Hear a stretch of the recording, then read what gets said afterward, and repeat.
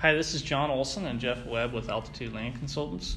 We are happy to go and give you this hopefully brief video on the presentation for Gunnison from our visits that we've had there. So quick overview. Overall area, Ohio Avenue, great opportunity to connect both east to west in the city, those components within, but also the open spaces outside of. Lots of discussion that we have had has really resonated over the pedestrian safety and the safety of how not only your students at Western State are, but also the residents of Gunnison. And this slide is really showing how that impact can happen, in the travel speeds and how pedestrian cyclists are affected with different travel speeds. And the way that travel speeds, as we've talked about before, and I won't belabor this too long, is that how the street is actually read, and that goes into the friction of the street. The friction of the street refers to pedestrians, lighting, benches, planters, parked cars, all these different aspects, things that are going to make the driver really kind of check themselves to a degree and see where they're at and not drive as fast on the streets and in the corridor. Some quick images of Ohio Avenue. You're all very familiar with it.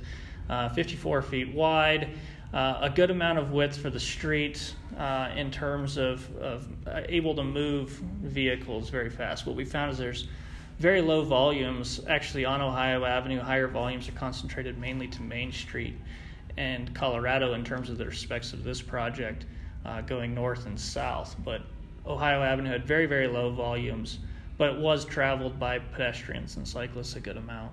Mm-hmm. And as we're looking at these photos of Ohio Avenue, just want to sort of reiterate that a lot of the goals from this project came out of the Gunnison Vibrancy Initiative. So this was a community planning process that sort of established 3 goals for the Ohio Streetscape Project, and those are strengthening connections, physical, aesthetic, and civic between the university, Main Street, and the larger Gunnison community.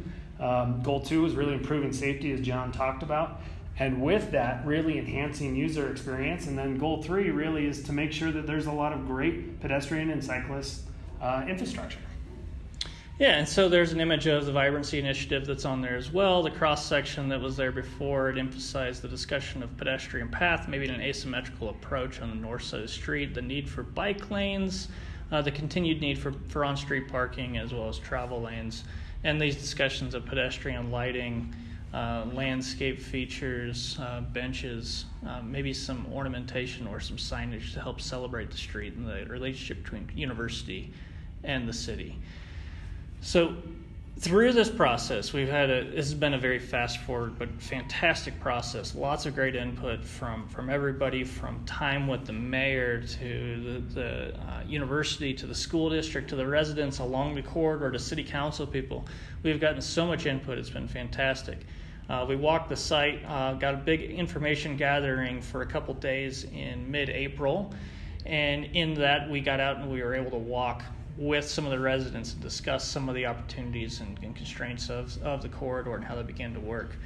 We then had another workshop in later April at the university where we could take some cross-section kind of designs and concepts that were provided by you all as the citizens through the street mix, which we'll show here in a minute, and then be able to modify those and discuss how those could begin to work for Ohio Avenue.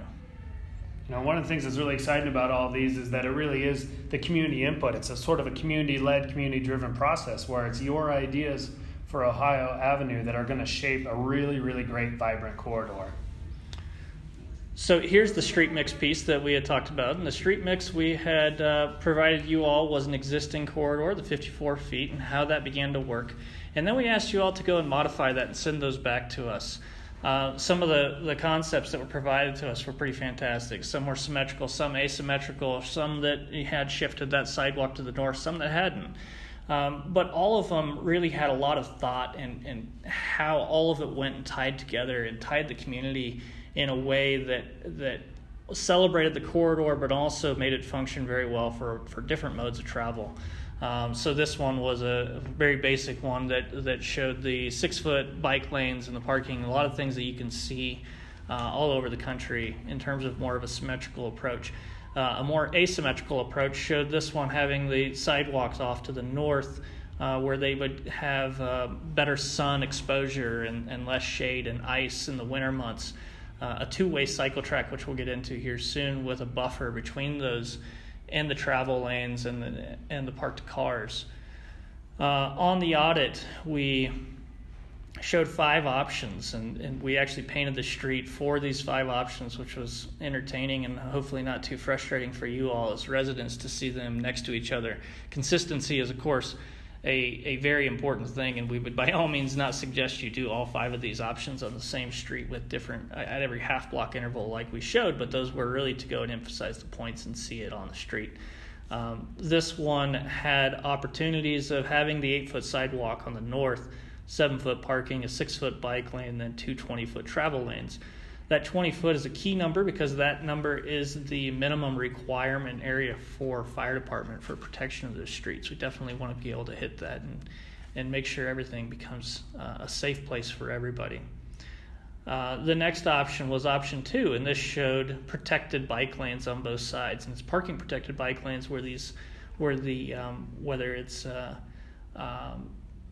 young kids on tricycles or somebody on a skateboard riding their through the corridor, having this actual protection. And as a parent, that's important for me. So whether I will let my younger kids go and actually travel on streets. This one showed those on both sides. Again, a buffer between the parking and the bike lane, 2 7-foot parking, and then travel lanes in the middle at 20 feet.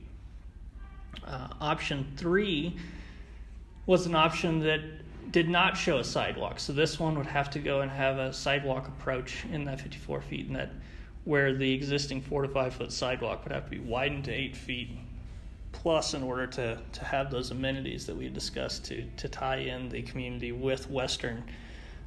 That's the downfall on this option. Again, it's a bike lane with a little bit of a buffer between parking and 2 11-foot travel lanes. One of the values of showing these different options is to really test different ideas and look at trade-offs, advantages and disadvantages, and trade-offs, choices that you have to make if you go with a particular option. So it was really fun to be able to explore fairly dramatically different street cross-sections. Option 4 is one that gained a lot of traction from the community, and that was to have definitely an asymmetrical approach, putting all of your modes of travel that are non-vehicular on the north side with a cycle track, which this would be one that would definitely need to be consistent all the way throughout the corridor. You couldn't just do this on 3 blocks. It would need to be extended in one manner or another, whether it's paint or in some fashion all the way out to the high school, to really make Ohio Avenue connect in a very beautiful way. This is an option, the cycle track, where a lot of cities would love to do this, but their streets might be 3, 4, 5, 10, 15 miles long, and they don't have this opportunity like Gunnison has. So this was a fun one, and it's a very safe approach that really ties those amenities on the north and makes a big statement. This one has 7-foot parking, again flanking 2 10-foot travel lanes.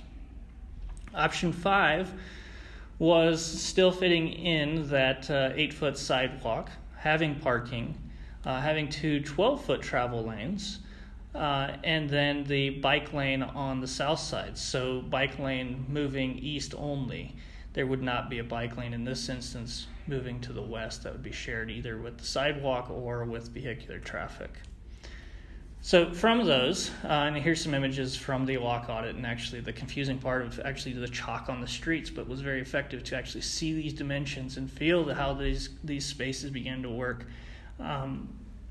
As discussed, that option 4 had a lot of discussion points, especially as we considered the younger population and some of those opportunities where it's a safe routes to school or GOCO grants, et cetera, that are more optimal in that type of an option.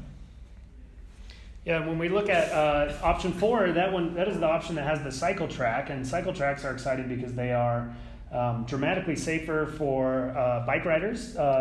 Typically with a cycle track, you see a 90% reduction in automobile and bike accidents, which is pretty dramatic. You also see extreme effectiveness in increasing use and ridership along a corridor. 5 cities across the United States have done some studies in cycle tracks, and more than 100% increase in bike use along a corridor. So the feedback we got from all of you during this charrette, or during this walk audit, is that was an option that really stood out as being something very interesting, something worth continuing to explore.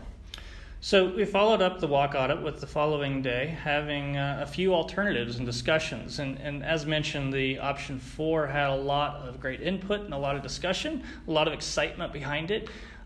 We did hear some logistics side of things that were concerns, and really addressing those is really kind of where the plan began to really evolve, and I think come to a really great place for everybody, whether it's the maintenance side of things, whether it's those traveling the corridor by vehicle, residents along the corridor, and those students, albeit whether they're college students or young elementary students, being able to have that great connective tissue along Ohio Avenue that becomes this fun space. So one of those pieces was to have the two 12-foot travel lanes as shown here, and then limiting the parking to only the south side of the street with a landscape feature that can be used for infiltration and low-impact development with the 8-foot cycle track and the 10-foot concrete space on the north that can be continuous.